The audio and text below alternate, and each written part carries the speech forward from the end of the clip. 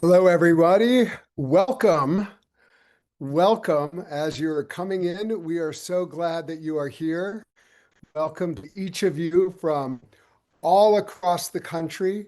Welcome to every single one of you who is coming in right now for this sacred tradition of protest, this faith mobilization call. We are so delighted that you are here. Um, this is really an extraordinary moment in American history, and we need one another. And we are so glad that all of you are arriving. We had thousands of people sign up for this call, and so you are in good company right now. Let me introduce myself. My name is Reverend Paul Bush, and I am president of Interfaith Alliance, and it is an incredible honor to be here with all of you. I am also serving on the steering committee for No Kings, and the openness and receptivity and the excitement about faith participation in No Kings and the recognition of the important role that people of all diverse faith traditions have in this moment, in this mobilization that we're all taking part of. And so there is an incredible welcome to each one of you, no matter what religious tradition you come from whatever background you come from. We are so glad that you are here and bringing your full selves to this moment, to tonight, to this faith mobilization call, to the sacred tradition of protest, but also that you're bringing your full selves this Saturday, October 18th, when we will be joining together with small towns, big cities, all of us joining together from diverse backgrounds, different spiritual traditions, religious beliefs, racial, ethnic, immigrant status, all of us coming together to say, yes to democracy and no to kings. So I'm just so glad that you are here, that we want to make you feel completely welcomed. And we're also so want to make sure that you feel empowered and with the knowledge that you need to engage in what for some of you might be the first time you're showing up to a protest. Others of you may be old hands at this, but we wanted to make sure that we had a special opportunity to talk about the special role that faith communities can play and have historically played in American history when people needed to say no to tyrants, no to kings. The faith community has had a special role to play, and so we want to honor that. I especially just want to, off the top, talk about an incredible group of people who are joining us today to be able to share their wisdom, which includes Bishop William Barber, from the Repairers of the Breach, which includes Skye Perryman from Democracy Forward, which includes Mary Small from Indivisible, and which includes Reverend Naomi Washington Leapart, who is just a genius at helping us understand how we can show up faithfully in peaceful, nonviolent resistance. We are in a moment that requires all of our wisdom, all of our spiritual strength.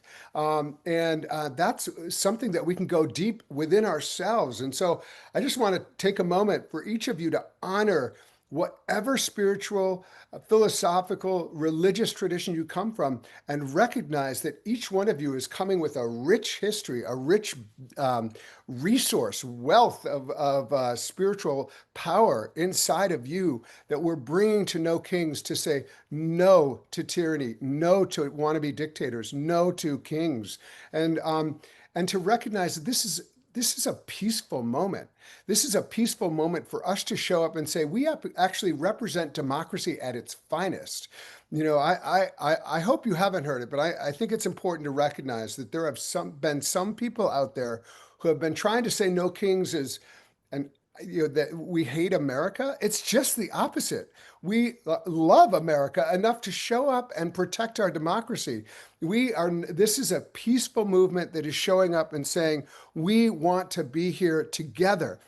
I hope you take an opportunity this evening to feel affirmed in your commitment, and also to open our hearts to the people who we're going to meet on Saturday. That's a community. That's maybe new friends that will be there. But also, it's so important in this moment when people are trying to keep us separate or isolate us, to find community, to show up with one another. So I'm just so excited for this evening and for us to be together.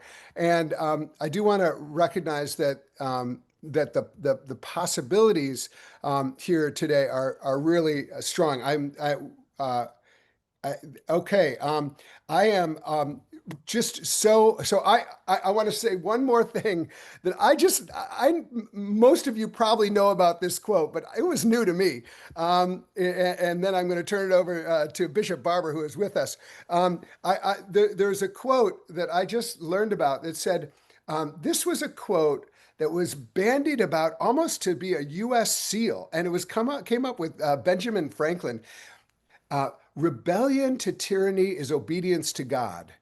Rebellion to tyranny is obedience to God. And that was something that our founding members of this country recognized. We have to say no to kings. And so I would update that to our current moment and say, saying no to kings, saying no to petty tyrants, saying no to people who would suppress our rights and our freedoms and and who would try to sabotage our democracy. We are doing the most American thing we can, and we're doing it in a peaceful way and in a loving way that loves our neighbor. And so I welcome. Thank you for being here. And now I am going to invite the Reverend Bishop Barber to come off mute and to join us. As I mentioned, Bishop William Barber is president and senior lecturer of Repairers of the Breach. He's a professor in practice of public theology and public policy and the founding director of the Center for Public Theology and Public Policy at Yale Divinity School. He is, of course, the co-chair of the Poor People's Campaign, a national call for moral revival, and such an important presence. And the last thing I'll say is, I was in Philadelphia for No Kings One when Bishop Barber started speaking, and okay. Uh, let's see. We might be having a little bit of a technical difficulty. Bishop Barber may need to recall in. We're gonna find him. But anyway, he's going to be coming on. But I'm going to first turn to Sky Perryman, who's going to talk a little bit about the moment we're in. So if I can introduce Sky Perryman, thank you for being with us, the president of Democracy Forward. Thank you so much for all you're doing. We appreciate it. Well, thank you. And thank you for bringing all of us together in this incredible, beloved community as we get together, muster our courage to peacefully protest. Tonight, I'm so grateful to get to be in a space where we are really going to support each other, feel the community, and feel each other in this moment of peaceful and nonviolent protest as we get ready for No Kings. We know that for many Americans, publicly protesting injustice, that is not just an act of patriotism. And I will say that public protest of injustice, peaceful protest, we know it is an act of patriotism, but it is also an essential expression for many Americans of their faiths. And we know that religious teachings from various traditions urge religious followers and believers to seek justice and to speak out about what they perceive as injustice. We see that here in America, where many faith traditions are called to protest as an expression, not just of their free speech and expressive First Amendment free speech rights, but also of their ability to worship and express their religious commitments, their moral commitments freely, and their ability to rectify injustice and to pursue righteousness. This holds true broadly among the many faith traditions practiced in the United States. While I am so incredibly honored to get to be the president and CEO of the dynamic and amazing team at Democracy Forward, I am also honored to be on the board and chair the policy committee of the Interfaith Alliance, working with Paul and his team. And we know that this is an interfaith tradition of protests across the United States. The Jewish tradition emphasizes the obligation to pursue righteousness and justice. And we know that the Hebrew prophets protested injustice in their own times. And we see Jewish people in these times protesting protesting injustice through prophetic advocacy, often through Jewish institutions. Dharmic traditions such as Hinduism, Buddhism, Sikhism underscore the concept of dharma, engaging in the right way of living. Sometimes that has been translated as living in a path of justice or righteousness. And the concept includes a moral responsibility to engage in efforts of society at large. For Muslims, the Quran teaches that God commands justice and the doing of good. And we know that believers in that tradition are admonished to stand firmly for justice and to witness God. For Christians, Jesus protested injustice in his own time, and that has extended in the Christian tradition through so many denominations. The United States Conference of Catholic Bishops have set forth a commitment to resist manifest injustice and public evil with means other than force, to peacefully resist manifest injustice. And they have cited examples of peaceful and effective protest of Catholics in places as diverse as the Philippines and Eastern Europe to demonstrate the power of nonviolent action, even against dictatorial and totalitarian regimes. And for Protestants, and that is my personal tradition, protest is really the origin of the tradition itself. This was a religious tradition that was born out of protest and out of Reformation, and Protestants from Lutherans to Methodists to Baptists to so many other denominations have advocated for the First Amendment, for the ability for people to worship freely, to speak freely, to know the separation of church and state.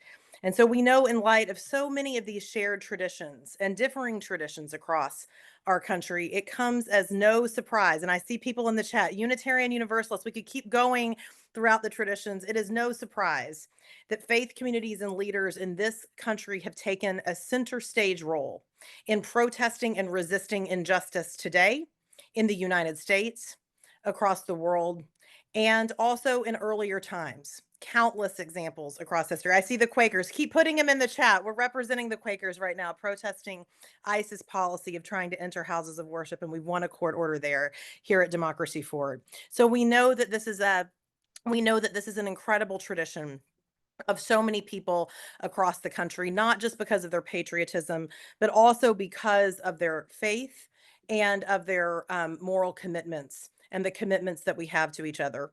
What I want to emphasize as the president and CEO of Democracy Forward is that your Constitution protects your ability to protest, to be on the streets, to peacefully resist injustice, which is what we are going to be doing at the No Kings protest, to peacefully and nonviolently resist injustice. The First Amendment protects that. And you also stand on the shoulders of so many that have come before us when we think of the civil rights movement, when we think of the abolitionist movement, when we think of so many movements in this country and abroad that have been engaged in the righteous work of protest and peaceful protest. So know, as we look at the No Kings Day, as we approach October 18th, that you will be engaged in peaceful protest, and it is a worthy cause today. It is a righteous cause today, but it is an opportunity to be able to stand shoulder to shoulder, not just with our communities today across the country, but also with those that come before us, the patriots that have come before us that have demanded change through nonviolent protest, the faith leaders and faith traditions and faithful people that have come before us, that have stood shoulder to shoulder in moments like this one, where it was all on the line and where we came together to do the work. There are so many wonderful examples of people of faith, of people of moral commitment, of people of spiritual commitment coming together and demanding more. And it is incredibly exciting that that will be an element of what we see at the No Kings protest. So I just want to thank Paul Rauschenbusch and the Interfaith Alliance, all of the leaders that are joining here today with us, and all of you that have tuned in. What an exciting time. It is a difficult time in American life, but it is also an exciting time to build some community, to find courage, and to move forward together in all of these ways where we as a diverse and vibrant community can move forward together. So thank you for having me. Know that your First Amendment protects your right to peacefully protest. We will be there to make sure that the First Amendment protects that right for you. And thank you for your commitment in this time. Thank you so much to Sky Perryman is truly, I don't have enough time to talk about how valuable Sky's witness is, and as a deep person of faith herself. But what she is doing for our country, just like all of our presenters, is just amazing. So thank you so much, Sky Perryman, for all of the work that you are doing to protect our democracy. Now, I am so pleased to welcome the Bishop Barber, who I introduced earlier, who is now with us. Bishop, if you want to take yourself off mute and please, share with us your incredible wisdom and insight and inspiration about why this moment is so important that people of faith tradition show up for one another and for our collective democracy. Well, Paul, thank you so much, first of all, for all that you do. Can you hear me? So I thank you so can, sir. I can, sir. Loud and clear. Thank you. Thank you so much. And I'm so honored and so glad to be in alliance with you and the great history that you represent. I studied Walter Rauschenbusch when I was in seminary, and he still makes an impact on my life every day. You know, we have a saying in Repairers of the Breach that we brought to the Poor People's Campaign, the National Call for Moral Revival: forward together, not one step back. Forward together, not one step back. And that we have to be able in every moment to engage in what we call moral fusion, where all of us come together, especially when all of us are being attacked by policy and by what this modern day authoritarianism and neo-fascism in our country. But I want to focus on not so much what they are doing, because I'm actually praying for them and praying that if we stand right, some people can be delivered from their commitment to authoritarianism and neo-fascism. I don't want to talk about what we can do and why we don't have to use violence, that we have something stronger. It's called truth. It's called love. It's called justice. It's called unity. It's called standing together. And history tells us it works when we're deeply committed. You know, back in the days of the abolition movement, one of the great abolitionists said on an occasion, when they were telling him to stop standing against slavery nonviolently, and he said, tell a person who sees one of their loved ones burning in a fire to be moderate, but don't ever tell me to moderate when it comes to speaking out against slavery, speaking out against injustice, because I will be heard. And there's a song that says, make them hear you. And this is the time that we've come in, as our sister said, from forward democracy forward. We must be together in this moment. And yes, it is our First Amendment right.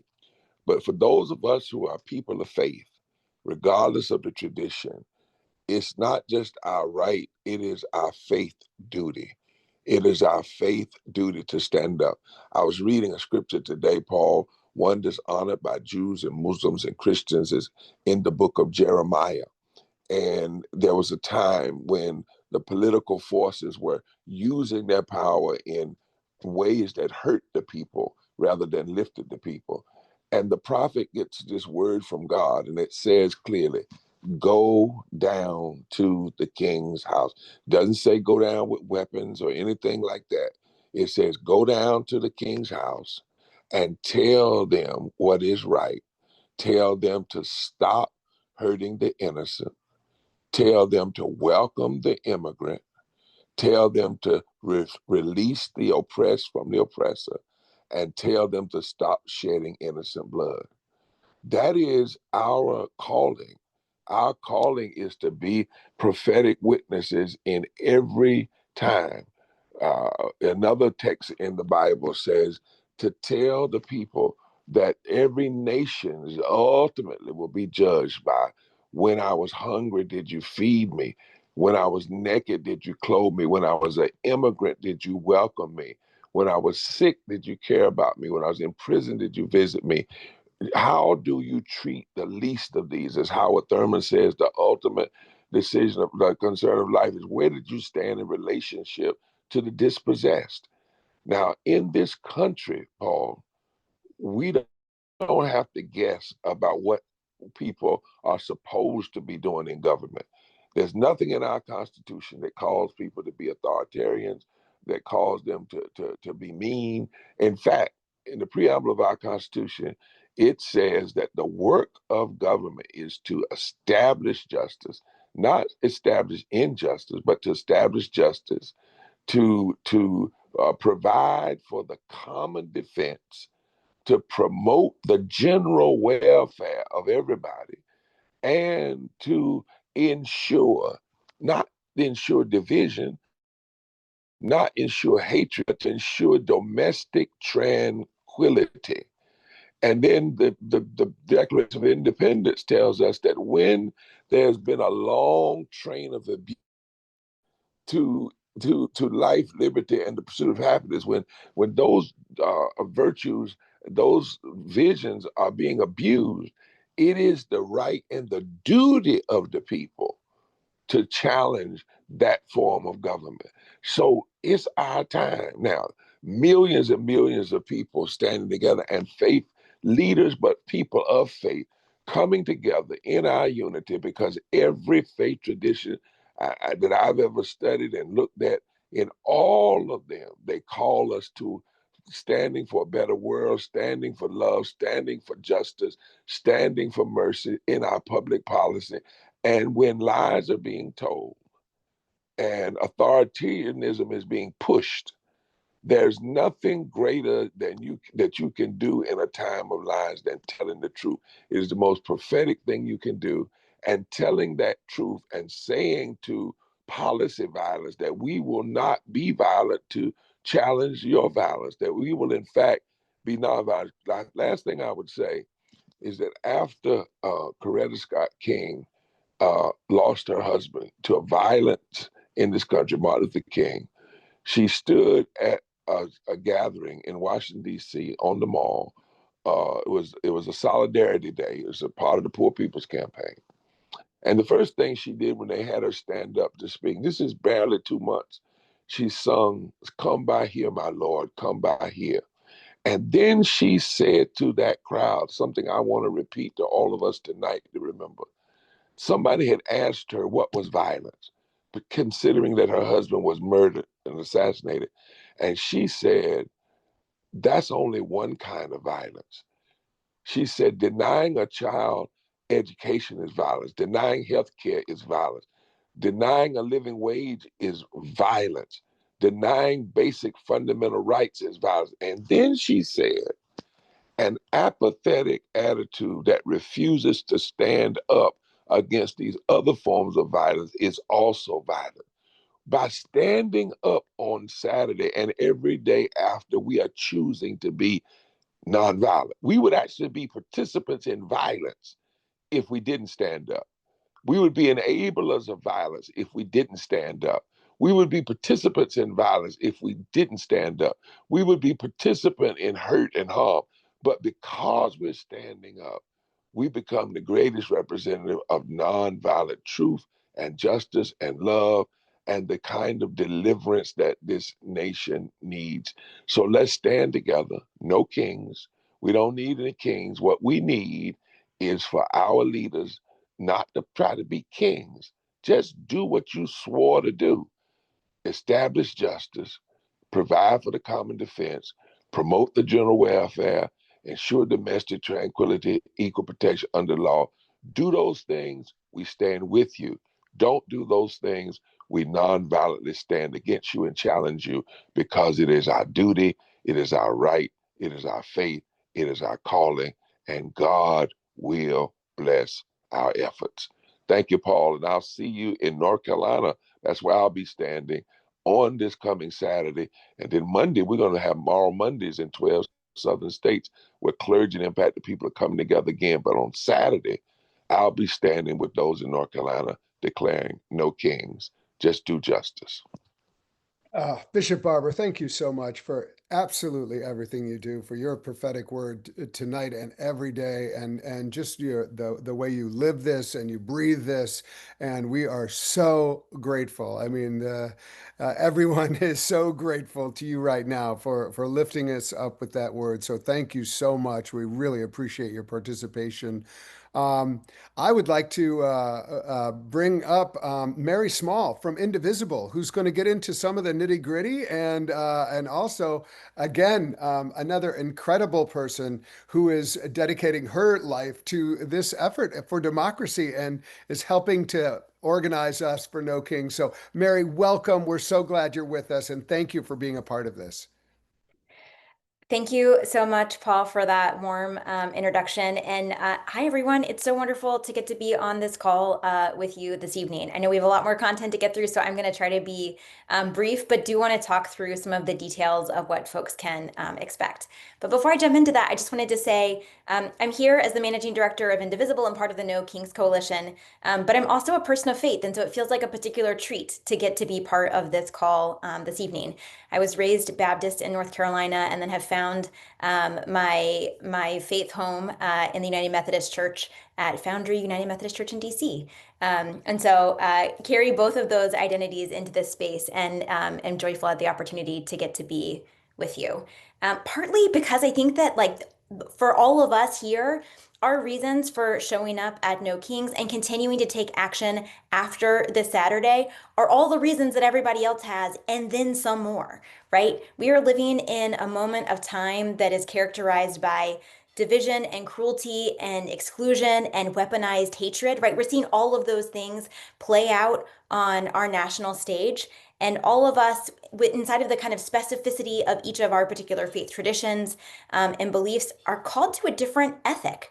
We're called to show up in a different way than what we're seeing modeled in our national politics. And so, in addition to the sort of moral and faith reasons that we're compelled, I also just want to take a minute to talk about some of the strategic reasons why this additionally makes sense. So the first is really straightforward. The best way to protect your rights is to exercise those rights.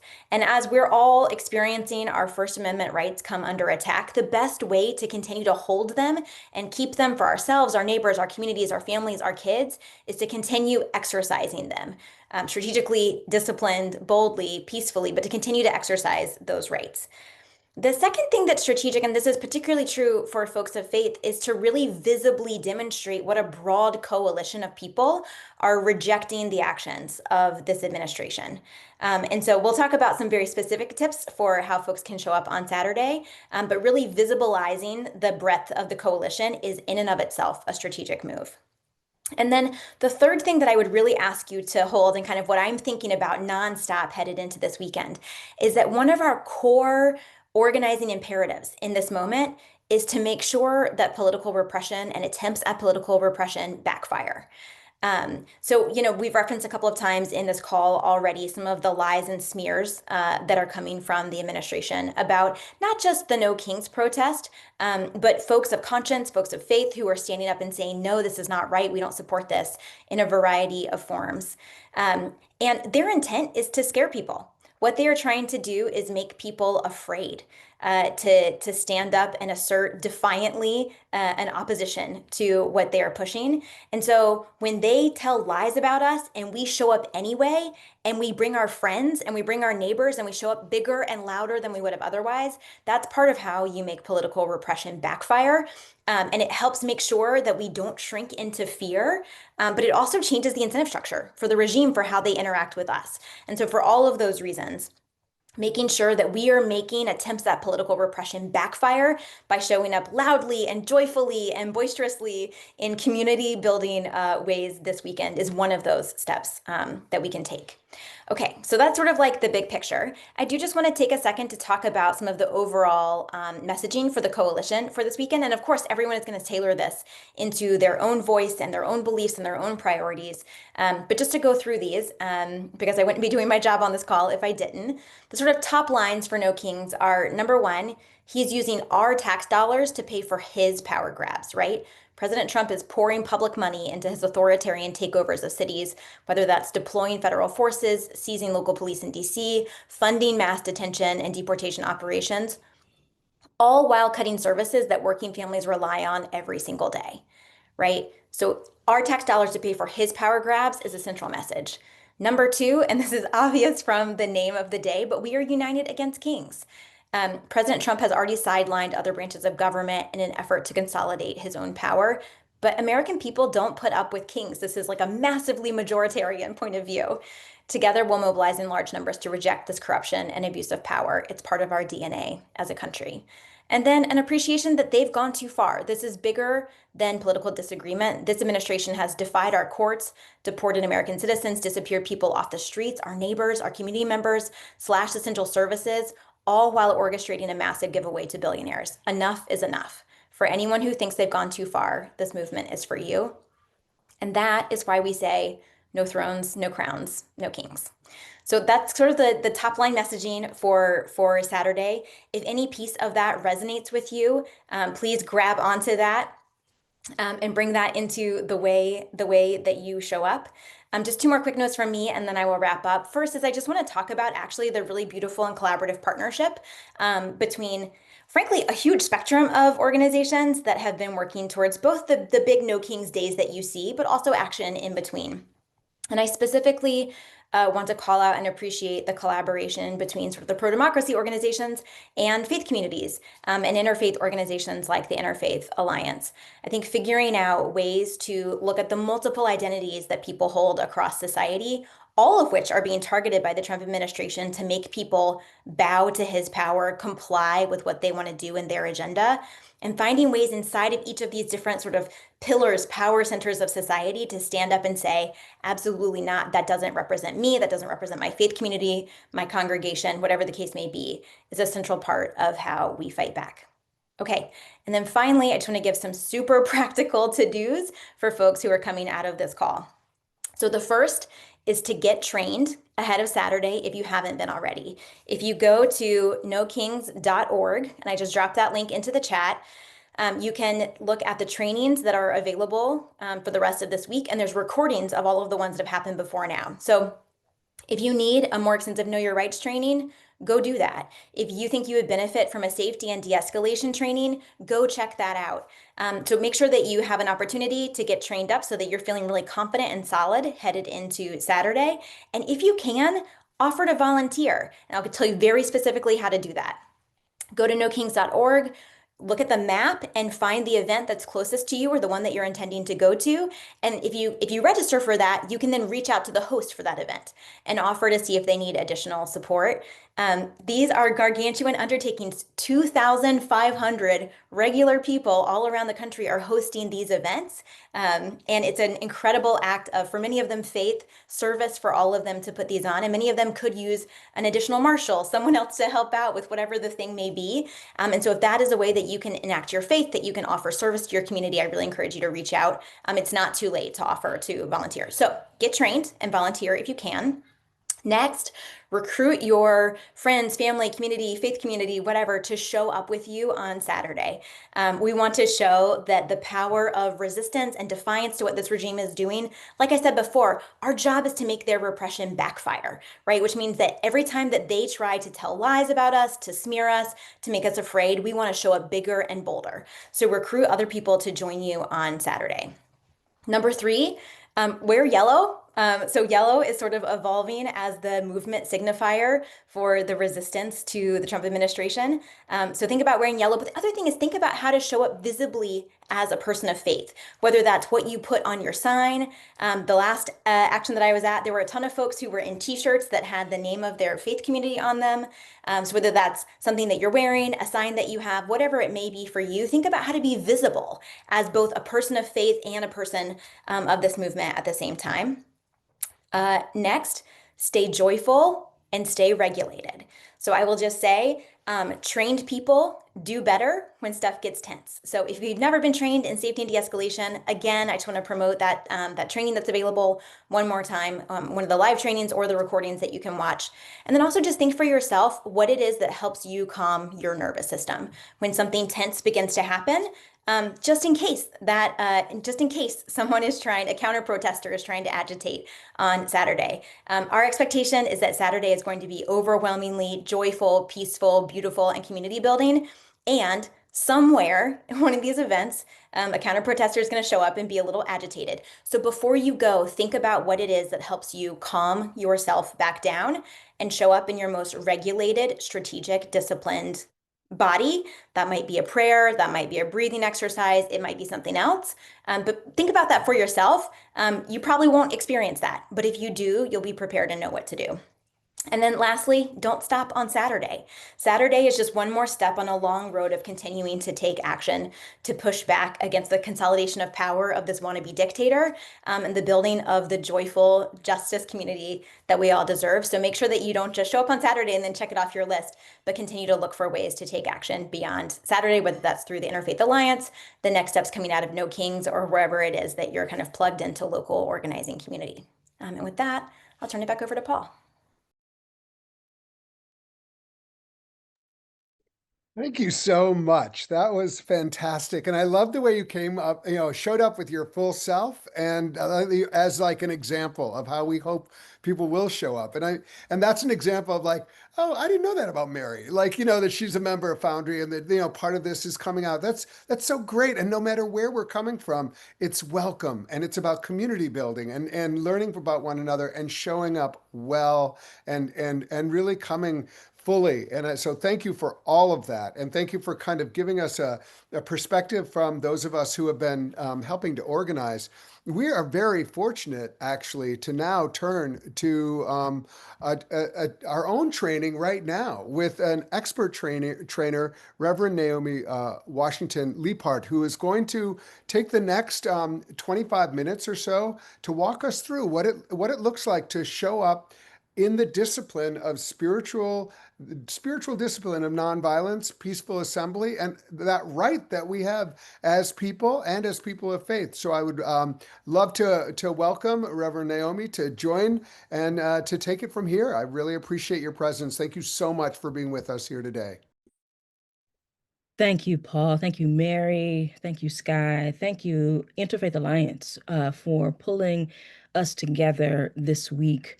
I want to thank Adam, who's behind the scenes running my slides for me. Let's get right to it. We're going to talk a little bit about the theory of change that is anchoring our action. Okay, so we're going to talk about this notion of pillars of support for authoritarianism and how we might weaken them with our action. Again, I'm Naomi. I work for an organization called Political Research Associates, which, next slide, Adam, is an organization that for 40 years has been researching and monitoring the far right. So we've got some deep expertise as it relates to the threat. So I want to start right here by defining the threat before us. We've heard everybody sort of invoke the fact that we are experiencing rising authoritarianism. Well, it's helpful if we sort of if we can align around a particular definition of this concept. So authoritarianism is this concentration of power in the hands of a small group of folks, right? It is essentially minority rule. And these folks act in ways that are not accountable to the United States Constitution, to democratic values, right? So they've got to maintain their power, not by exercising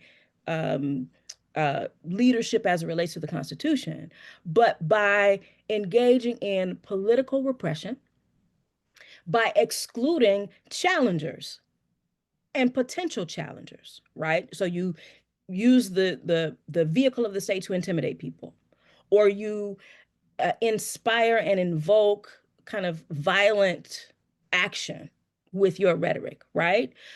So it's important to remember that authoritarianism is not just a person. It is a system, an effort by a network of organizations and institutions to legitimize that system, right? And the power of the state is instrumentalized to advance authoritarian goals. We see this happening every day now. Often authoritarianism emerges legally. Authoritarians get elected in, right? And then once they get into office, they subvert democratic norms and values and institutions. Authoritarianism is often a slow burn, right? It's a slow and quiet advance over a period of years where these small battles weaken the foundation of democracy, and then suddenly we experience a rapid decline in democracy. We know that authoritarianism is not new in the United States, right? It has a long history grounded in racism, white supremacy, and concentrated wealth. So we're experiencing this particular iteration of authoritarianism, but it's not a new problem for us in the United States. And in some ways, then we've got stuff to learn from, right? How have people undermined authoritarianism here in the United States in the past? So let's go to the next slide. Authoritarians have a playbook. And you can see that each of the elements of this playbook are being manifested. Direct investigations against critics, right? The authoritarian gives license to law breaking. Now, of course, not everybody law breaking, but certain folks who align with the authoritarian regime break the law. Regulatory retaliation, right? Deploying the military domestically, right? Sound familiar? The overreach of federal law enforcement institutions. And then ultimately what happens in authoritarianism is the autocrat won't leave, right? So there is a playbook. And what we at PRA always say is the first step to good strategy is understanding and right-sizing the threat we face. So understanding their playbook is step 0, so that we can design strategy that takes on that threat. Let's go to the next slide. Now, I think maybe our slides are a little bit out of order. Right here, let's stay right here.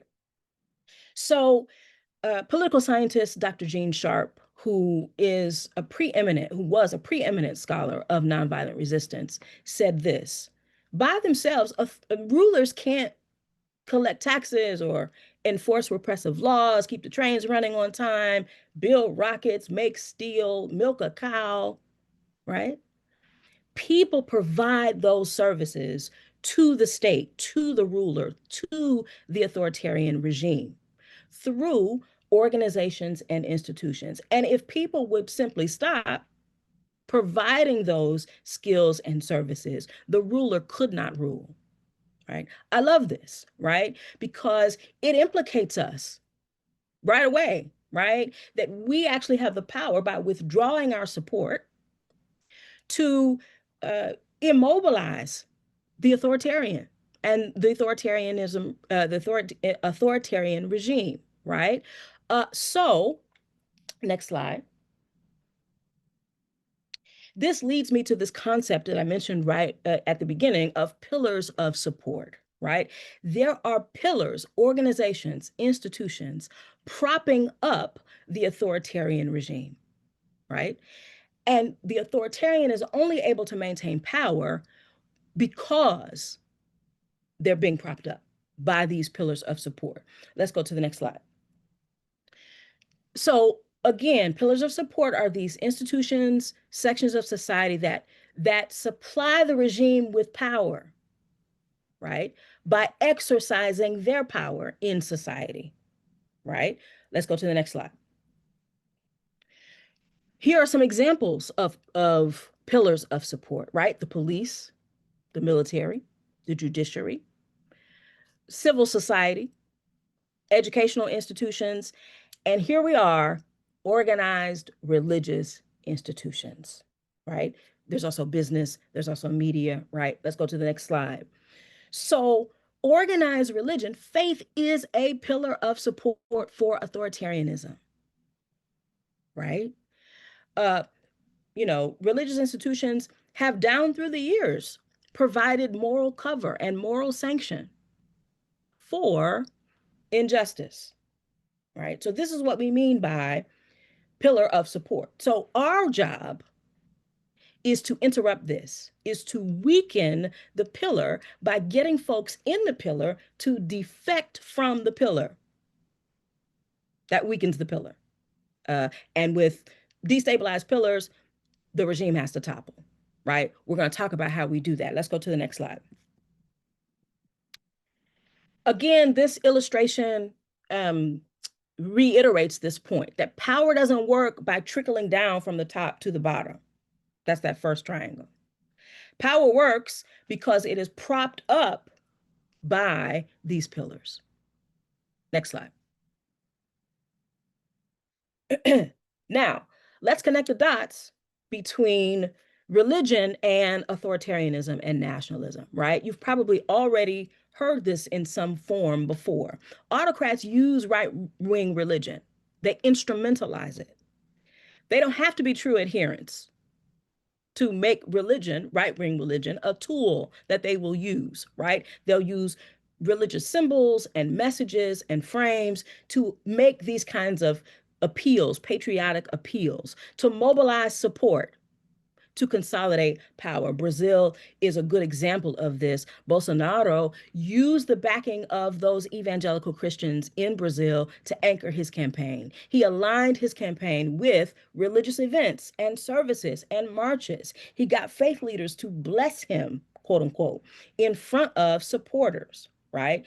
He prioritized the issues that he knew were most important to that right-wing religious base, right? So autocrats use right-wing religion. Next slide. Autocrats often use quote unquote traditional values, right? So they draw on conservative religious values. You know, if I was in church, I might call it proof texting, right? They pick the religious values that will support their authoritarian goals, right? So you want religious values that support hierarchy or unequal gender norms, right? Because that's on your list of authoritarian agenda, right? So they use traditional values. Next slide. And they will use religiously based scapegoating, right? Viktor Orban in Hungary interprets Christian values to justify his anti-immigrant policies. And then he gets a faith leader, like this bishop mentioned here, to say things like, the more migrants that come, the more Christian values will be watered down, right? Next slide. So the bottom line is, organized religion, history shows, has generally been conservative and therefore supportive of the status quo, the existing power structure, right? And so what we've got to do is get in that pillar and draw people away from it, right? Let's go to the next slide. So what do we mean by destabilizing the faith pillar? Well, first of all, depoliticizing religion is not the answer, right? Attempting to separate religion and politics actually ends up reinforcing the existing systems of justice. And just like all of the speakers before me have said, we actually have a moral obligation to engage politically, right? You know, scholars, my professors and mentors taught me that the gospel, I'm a Christian minister, the gospel is political, period, right? And so depoliticizing religion actually helps maintain the authoritarian regime. Let's go to the next slide. We have to define the ways that power gets exercised through the pillars of support, right? And so for the purposes of this call, we're talking about the faith pillar. So how does power get exercised through the faith pillar of support that's propping up authoritarianism? And what do I mean by power or the sources of power? Well, organized religion has authority, has been conferred authority, right?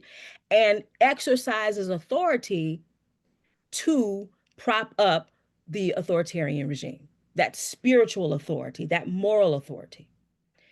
There's power in human resources. We know this to be true, right? So the faith pillar can leverage just how many folk they've got mobilized, they've got organized, right? Knowledge is power, right? Skills are power, right? So what are the kinds of skills and knowledges that are leveraged by organized religion to support the authoritarian regime?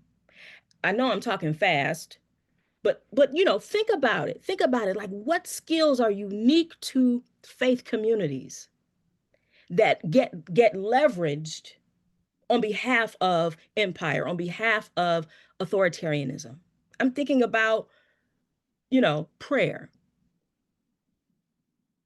Prayer can be leveraged by authoritarianism, right? And that skill or that discipline is unique to faith communities.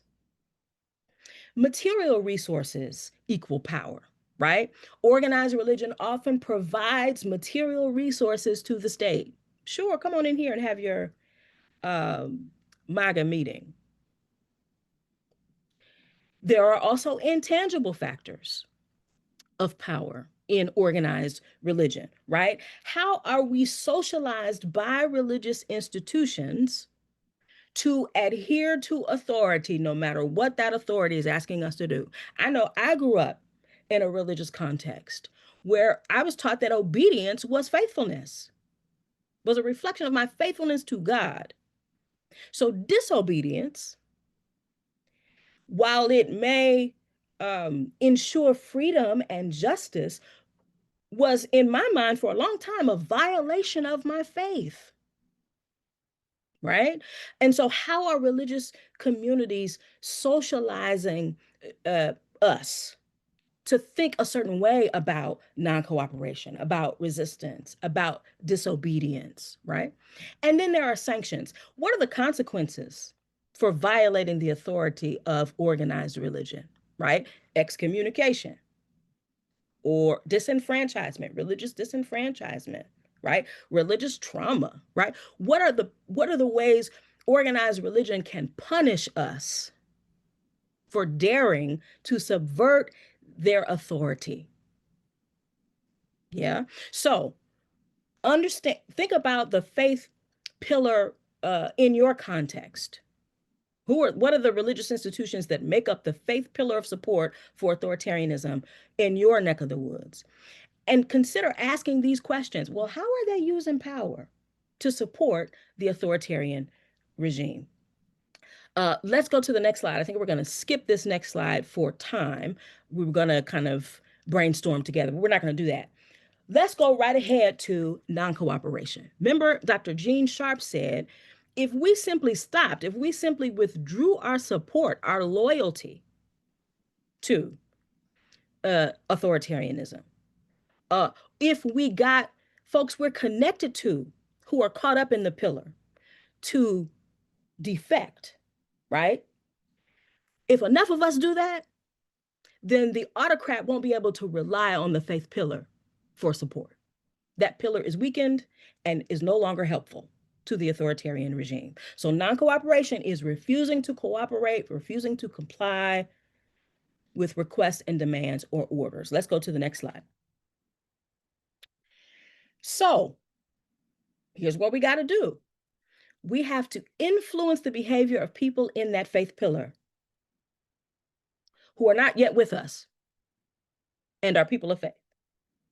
We got to erode their loyalty to our opponents and persuade them to stop giving their time, their talent, their treasure, their skills, their knowledge, their resources to our opponents.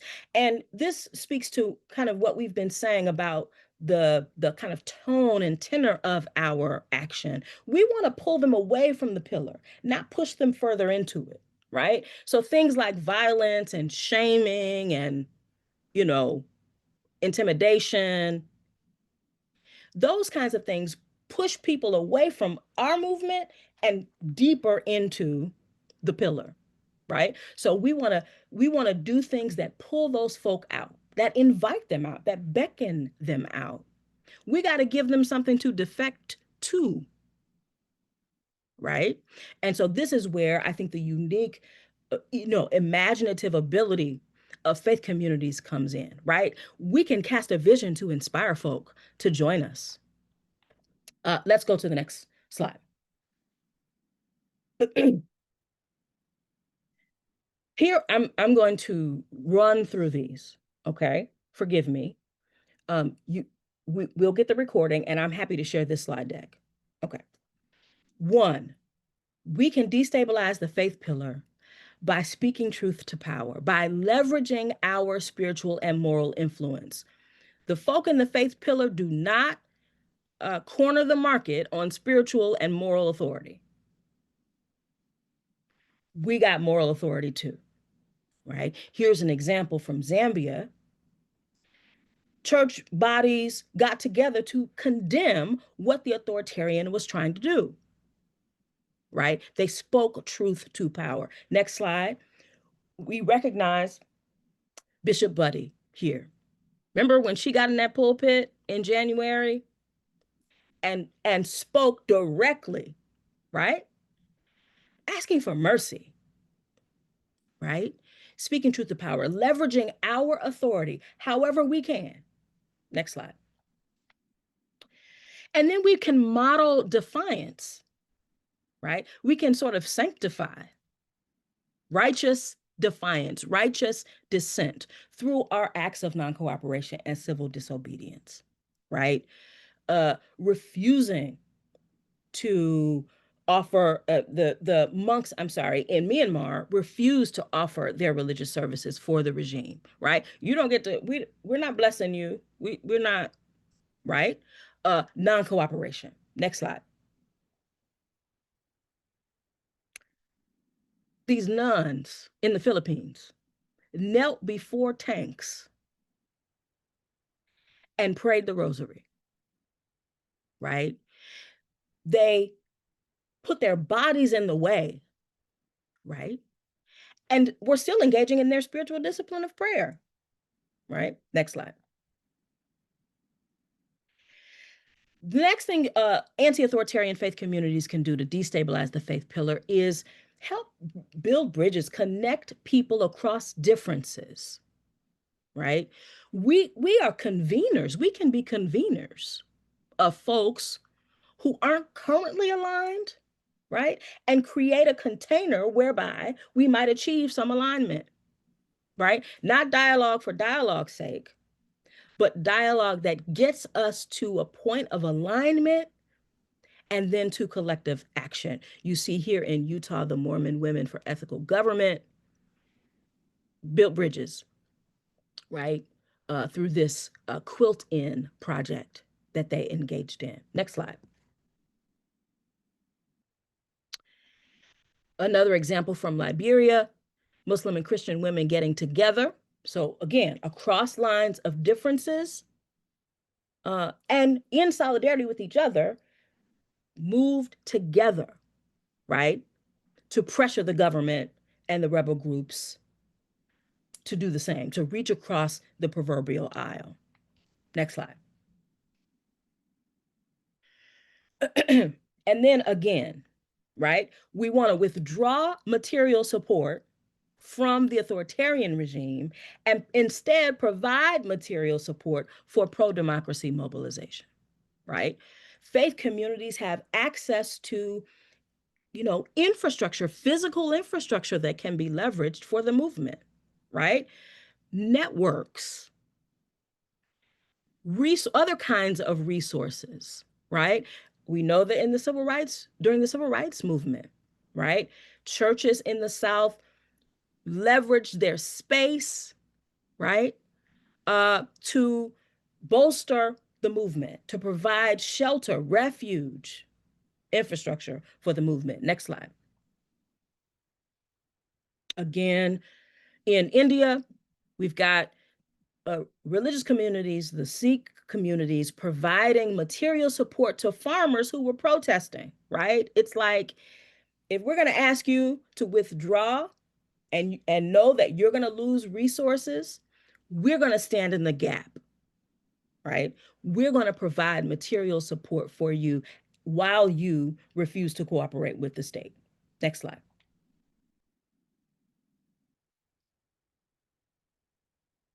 We've got access to symbols, to rituals, to songs that can be invoked, right? Used as public acts of witness to the justice that we actually want to see, right? Holy days, feast days can be rallying days, right? Public prayer, public lamentation, right? We see this example from the Arab Spring, right? Protests were organized on Friday, right? People were already going to be gathered to pray. Let's leverage that opportunity to demonstrate our dissent. I see the time. So let's see here. Adam, can you go to slide 36? Is that possible? I don't know. Are they numbered right? Again, I'm happy to make this slide deck available to you right there. Yeah. So here's some critical questions we've got to ask if we're going to do this work of destabilizing the faith pillar, engaging in non-cooperation. Where are you at on this, right? Where is no located in your body? What's the history of no in your life and in your faith community, right? What risks have you already taken? Celebrate that. And then what's your willingness to enter greater risk, right? We're headed into a time where greater risks will be necessary, right? What would you be willing to do or give up or give more of? How does your faith nudge you, challenge you, push you to do more, to dissent louder, right? And how does your faith and your values ground you, stabilize you, root you, right? In the event that things, get chaotic and go haywire, what are you going to use to stay grounded, right? Good. Let's go to slide 41 and then I'm done. Here are some resources. I'm going to see if I can put these links in the chat for you. If you want to learn more about this pillars analysis and specifically ways to destabilize the faith pillar, the Horizons Project has a Pillars Project page on its website that has loads and loads of resources, toolkits that you can consult as you're trying to work out what is your pillar strategy, right? Okay, and then Adam, let's go to the very last slide. I just want to say this. When the people rise up, the powers come down. I'm not going to sing it. We don't have time. When the people rise up, the powers got to come down, right? So let's rise up together. I will also put my email address in the chat if you want to reach out. Thank you so much. Thank you. Back to you, Paul. Yes. Oh, thank you. I'm just going to jump in quickly here. And no, I am not the Wizard of Oz. I have a face, I promise. Thank you so much, Reverend Naomi. If you just give me a moment, I'll make sure I can get on screen here.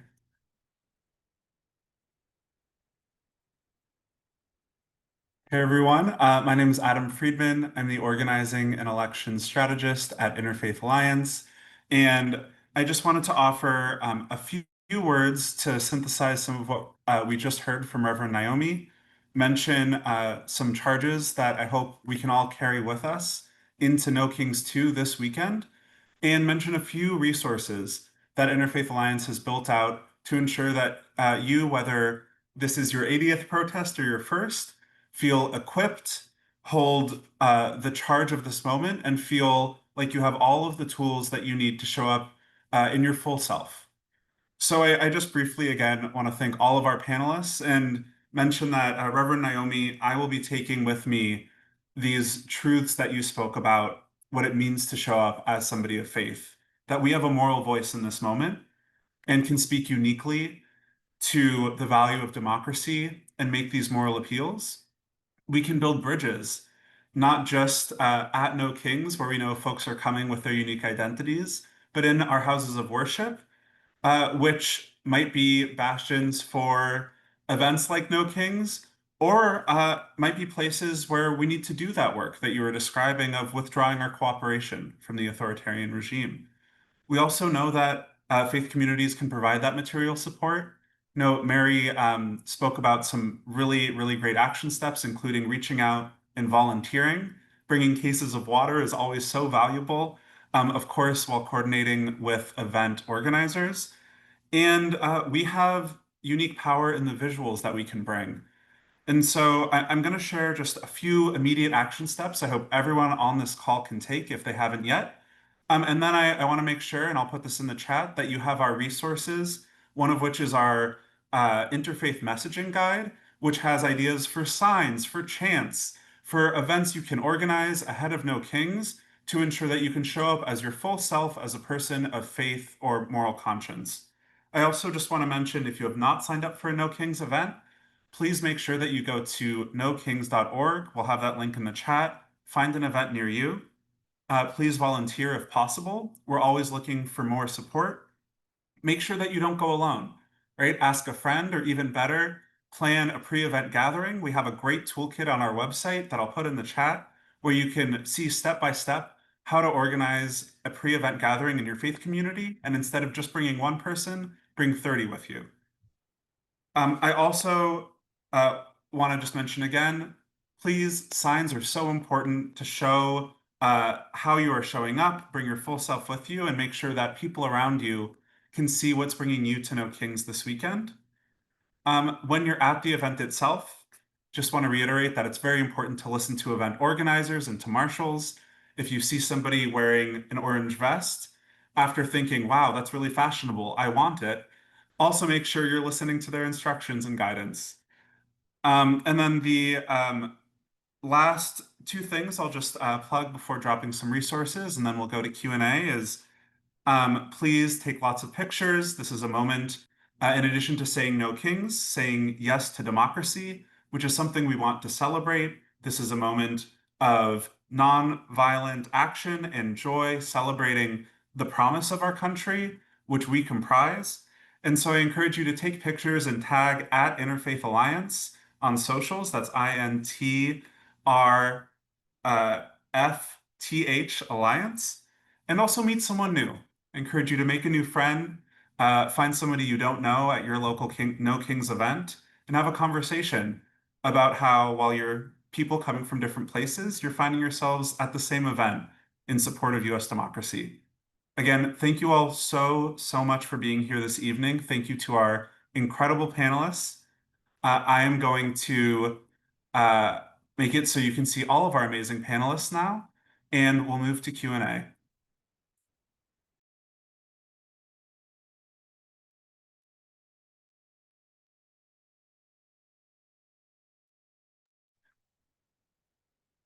So we have a lot of really amazing questions in the chat. I'd love to turn this first question over to Reverend Naomi. What are some ways to get in the mindset of nonviolence before going out into a high-stress environment such as a protest?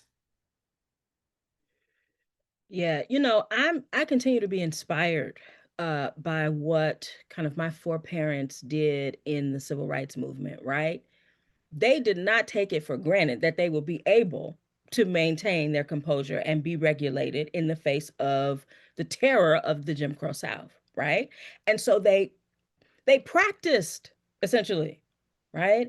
And practice really does train our minds and our bodies to respond in a particular way, right? I certainly think it won't happen unless you've practiced it, unless you've prepared for it, right? So getting with some, playing it out, gaming it out, scenario planning. What will you do when a protester is in your face? Literally, have somebody get in your face and note what happens in your body. and then create some strategies for yourself, right? So I think preparation is key. Preparation is absolutely key, right? And then I think that there's some introspection that I think faith communities have to do, particularly in the Christian tradition, right? That to investigate what is the embedded lesson in my mind and my heart around violence, the use of violence, just to investigate the stuff that the knowledge that you've taken for granted, the rules that you've taken for granted, but that are there and that could surprisingly come up for you in a moment of high stress and chaos, right? So that's all I'll say. That preparation is actually key. Practice makes perfect. I'll just, if I can just jump in, I completely agree what you're saying. When I was acting as a journalist, I had a chance to interview Reverend John Lewis, and he said no one went on the protest line without having been trained in nonviolence. Like, this is a skill, this is a discipline, this is a spiritual discipline. And my prayer, honestly, and my goal is to train is to get congregations again training hundreds of thousands of people in just in that kind of discipline of nonviolence. I actually think that for 2026, we should all be imagining that as a goal for our congregations across the country. So I really appreciate what you said, Reverend Naomi, and I just want to underscore that as a strategy for all of us working in this area. Thank you both. And to continue with the questioning for two amazing faith leaders on the call, someone asked, I would love to know what advice you might have for seminarians or clergy who have never collared at a protest before. Does collared mean wear a collar? I guess that's what that means.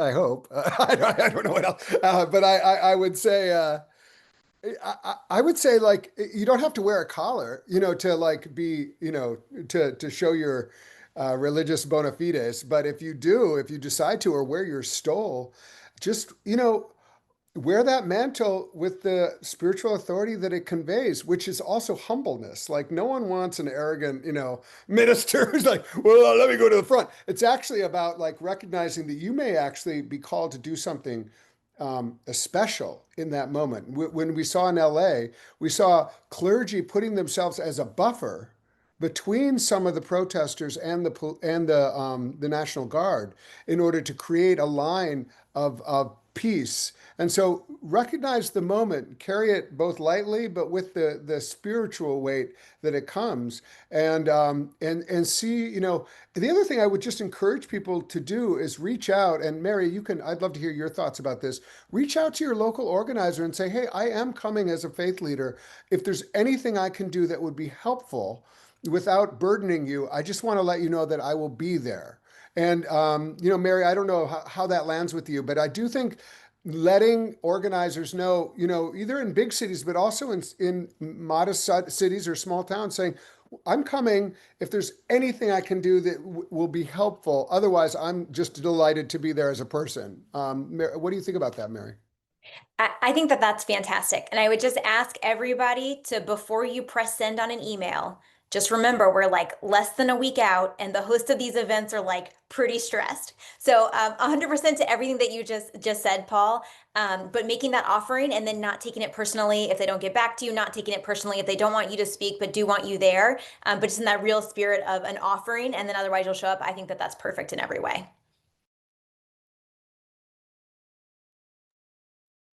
Thank you so much. Mary, I'd love to pose this question first to you.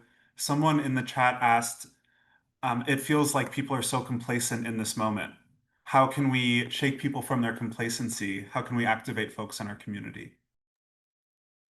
Oh, it's such a good question. And I bet other folks here have good thoughts on this too. Just reflecting on my own community, frankly, and it's part of what we see from our base. I think that there's a lot of different reasons why that might be true. And one of the gifts of being in real relationship with people is that you can kind of get a feel for what their why might be. So I have some parts of my community who are complacent because they feel despair. They actually don't think that there's something that they can do that matters. And so the way to reach those people is actually with very concrete opportunities to take action and a rationale for why it matters, right? There's a different set of people who may not want to take action right now because they're afraid.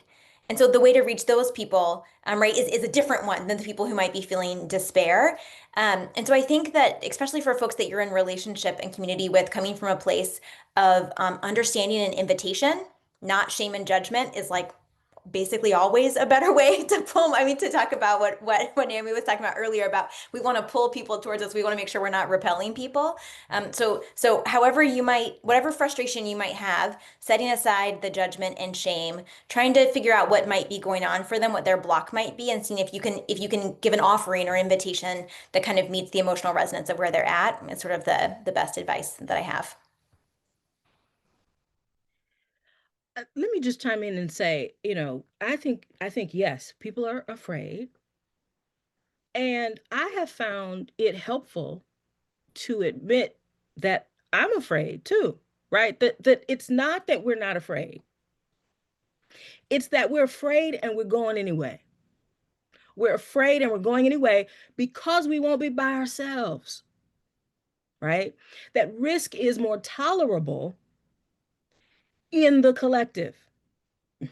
So, and many of our faith communities aren't necessarily thinking of their work as training people to tolerate risk, right? People see often faith communities, worship, etc., as a place where I can go to avoid the riskiness of everyday life, right? Which is understandable. And what if, as Paul said, in my context, Christianity, Sunday morning became a place where we learned how to tolerate risk. Instead of worship, we're going to do de-escalation training. And we'll connect it to our faith tradition and our sacred texts, but that's how we're going to spend our time, right? So helping people be afraid and still go, right? Because the fear is not going away. This is some scary stuff, right? We're living in scary times, right? So it's not that we have to tell people to get over their fear. You shouldn't be afraid. You can be afraid. And you're not by yourself, which is a kind of protective insulation, inoculation for you. Yeah. I'll just lift up a comment that my fellow panelist and host Scott from an attendee that said, I often go by myself to marches, and early on I thought I'm all alone. And then I arrive at these marches and realize I'm not. I'm not alone. I think that is such a powerful reminder that the community we are craving is often at the action, at the protest. And I would love to turn this next question over to Sky to start. There are a few different folks in our Q&A who are asking about the possibility of state violence, both understanding it as a risk and understanding how to conceive of it and navigate it if it's something that occurs on Saturday. Right. So I think it's really important to note these protests have been peaceful. People have shown up and they have been peaceful. And where we have seen violence, that violence has in large part not come from the peaceful protesters that have shown up. And we know it's a possibility, unfortunately, with the way in which the administration has been functioning with their escalations, that we could see some type of violence that's not coming from the protesters. So let me first say a few things.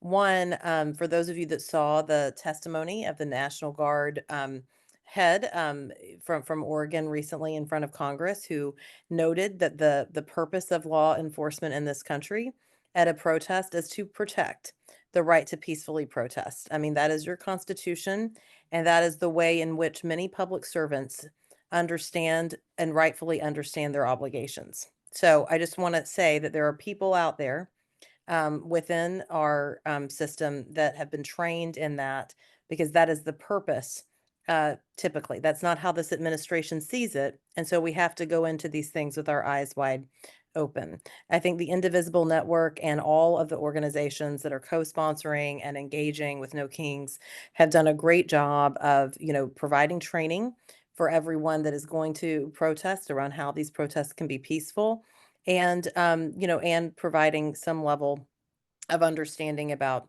risk. But we do anticipate these are going to be peaceful protests. So what happens if they're not? What happens if the administration or individual law enforcement officers under the color of the administration try to escalate things in a violent way? This is where we need to follow the training that we this is where we need to follow the training that we've seen through de-escalation, and to stay calm, to stay peaceful, and to remember that that is a reflection on the people that are perpetuating this, not a reflection on the righteous, peaceful protest. What we can promise you, and I say this on behalf of not just the lawyers at Democracy Forward, but I say this on behalf of all the lawyers in the pro-democracy community, I know they would not mind me saying this on this webinar, is that we will be in court to defend your First Amendment rights. We will be in court to hold accountable any type of government official or any type of governmental effort that is seeking to undermine your constitutional rights or your public safety. And you've seen that in these times. You've seen the courts act quickly. And so that's another thing that we will say. But you all have talked about fear, and Paul has been quoting me recently because I'm saying courage is the new currency. It's the way we're going to get from where we are now to where we have to go, is with that currency of our courage. But courage is also a practice, and it's a practice that we have to work at every single day. And it's a practice that we have to understand every single day. And we can do small things that are small acts of courage. And that's the practice, that's the muscle building for when there are the big times where some courage is needed. But courage is peaceful, courage is nonviolent, courage is principled, right? Courage is in community with others. And that's what I'm so grateful that the Indivisible Network and everyone, including our organization that's involved in the No Kings protests, are really trying to create this peaceful, nonviolent community that can righteously show up and say, we don't have kings. And we're going to show up to say that. And there's going to be so many people there to try to keep everyone safe. And we have to stay calm. We need to follow the protocols, do the know your rights training, do the de-escalation training, and know that that we can control how we respond. We cannot control what happens to us, and that's one of the main lessons. And of course, there'll be lawyers in court to defend your rights. I just want to another shout out to Democracy Forward. We are part of Interfaith Alliance has been submitting amicus briefs on Newsom v. Trump, really establishing the religious right to protest. I mean, this is really important that this is part of our religious freedom. It is one of the foundational freedoms, our right to protest as religious people. And when you restrict our right to protest as religious people, you're not just restricting our right to assembly or free speech, but our right to religion. And I just appreciate all the work that Democracy Forward and others are doing to move that into the conversation that is happening in the legal realm. Yes. And some people are, I think maybe some folks are saying where de-escalation training, I think you can find a lot of training resources on the No Kings website. And I know through Interfaith Alliance has some toolkits, Democracy Forward, so we can make sure that we get those to you after this. And then, if you are arrested, what should you do? There's a question. I will just say, stay, keep your wits about you and know your rights. And there are a range of know your rights resources online through the ACLU. We have some, No Kings has some. You do not, you can always say, am I free to go? You do not have to speak unless you are provided a lawyer, and you should know your rights going into these things. And then also, again, many of us are working with No Kings to make sure that there are lawyers that are monitoring the situation, that are able to try to engage as we need to engage. But again, these have been broad, mobilized, peaceful protest of Americans. What we saw in the summer was what many have said is the largest or the second largest peaceful protest of Americans in the United States in US history. And so we are living in a historic time because these are historic threats. We are also living in a historic time because the way in which the American people are responding to what is happening in this country is also inspirational and quite historic. And I expect that's what we'll see this weekend too.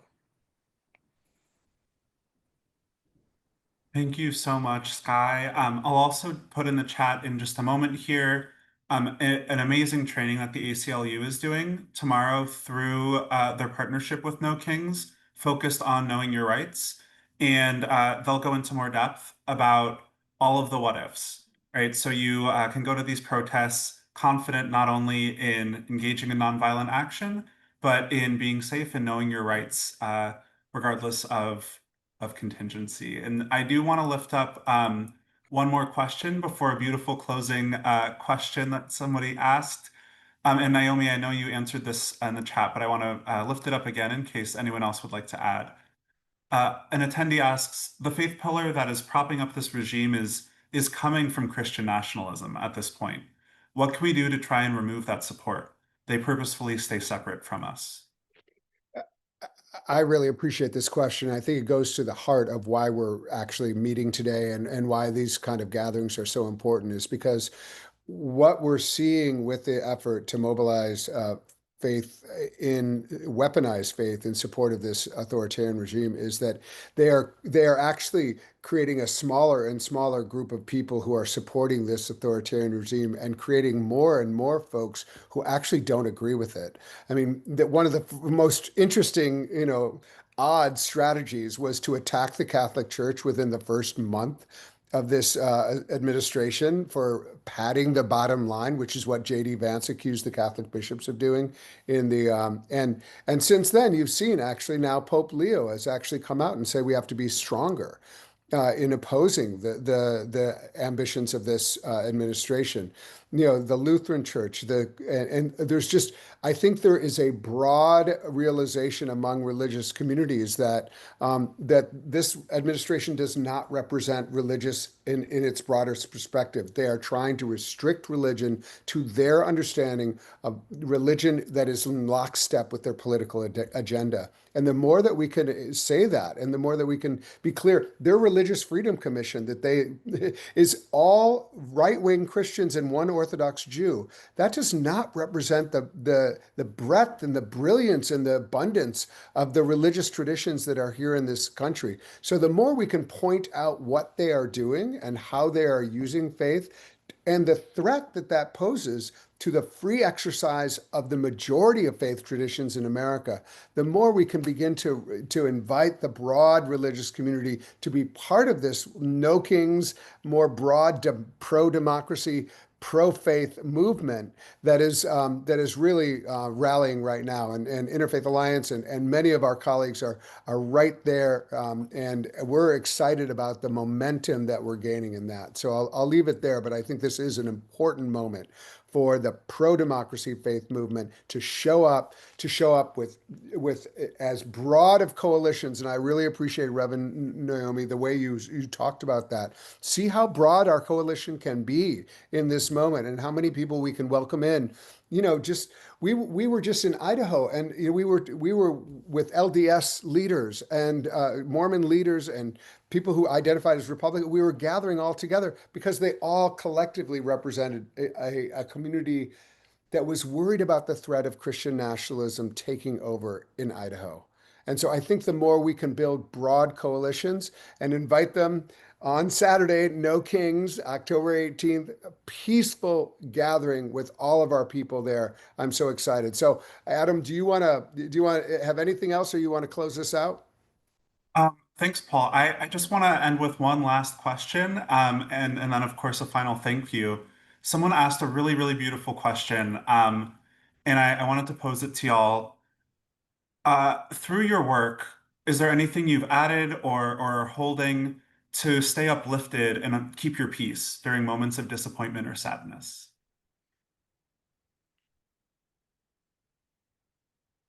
I'm happy to start because I have a little bit of a hard stop.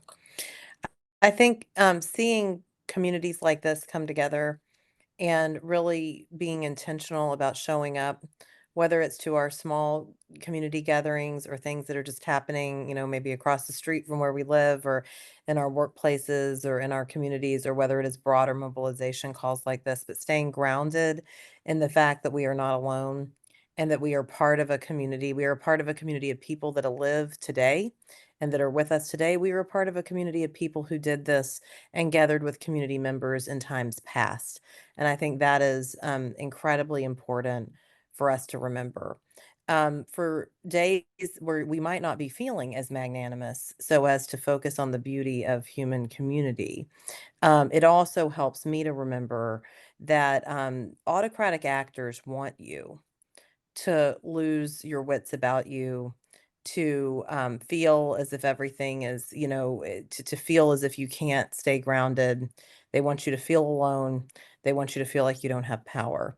And so sometimes the best way we can resist is just to make a decision in our own lives every single day that we will be a counter to what they are trying to say, that we will remain calm, that we will let the chaos and the harm happen while we're working to make it better, that when we feel alone, we will reach out, and that we will make sure that we stay connected and that we can create these conditions for courage, because that is exactly the opposite of what these actors want us to do. And so that is how we can resist in our own lives every day. Finding some joy, taking a minute to rest, those are also forms of resistance as well. And we need to be sure that we're taking care of each other and our neighbors. And so I really appreciate and was so grateful to be invited to be part of this and to see how many hundreds and hundreds of people, I mean, truly have logged on tonight, and thousands have RSVP'd and will watch the recording, to know that we're all part of a community together. Let me just close us out again, thanking Reverend Naomi, Mary Small, Sky Perryman, Bishop Barber, and most importantly, everyone who's been on this call with your amazing questions, the spirit that you're coming to this conversation with. And just as a benediction, just know that you are not alone. Know that we are all spiritually rooted in something beautiful, this sacred tradition of protest, which is so much a part of our democracy. So I wish you all well. Get prepared for Saturday. Get trained up, and also just get that love in your heart, and let's go out and do No Kings together. Thank you for being here.